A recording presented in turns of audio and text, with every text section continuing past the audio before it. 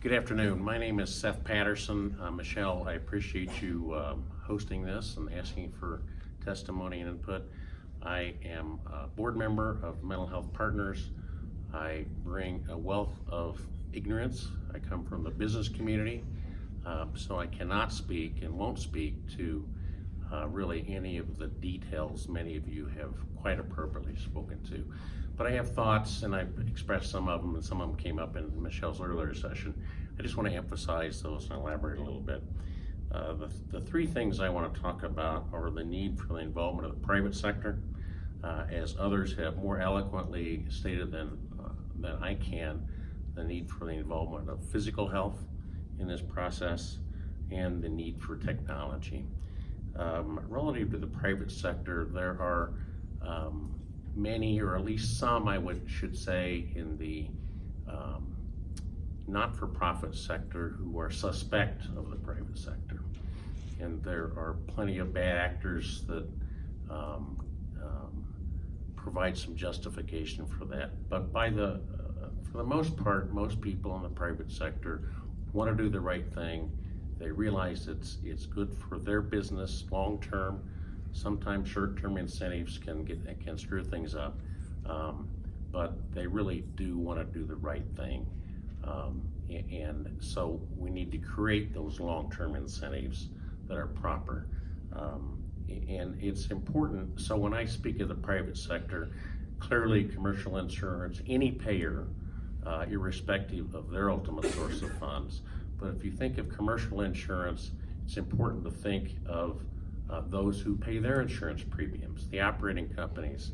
I mentioned to Michelle earlier that I would connect her, and I just did that when you check your email, to the CEO of the Denver Metro Chamber of Commerce, who is passionate about mental health and has a health committee. There are many organizations like that across the state who can bring those parties to the table, and I think that's critical. Regarding physical health,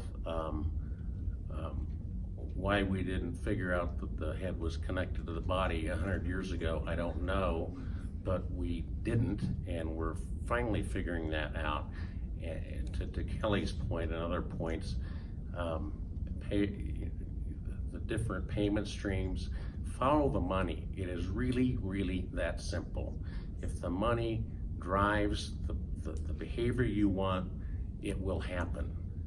You have to deal with all the details you guys have talked about and are far more conversant than I am, but it's really that simple. To the point of technology, we all know, you know better than I, that there are not enough clinical resources in this state, in this country, perhaps in the world, to deal with the various behavioral health problems that we need to deal with. Likewise, I mentioned to Michelle earlier, and some of you are probably familiar with the National Mental Health Innovation Center at the CU Andrews campus. I've made a connection for Michelle with the executive director of that organization. As one example of the kinds of things they're exploring and using, finding successful, is virtual reality in settings such as for exposure therapy.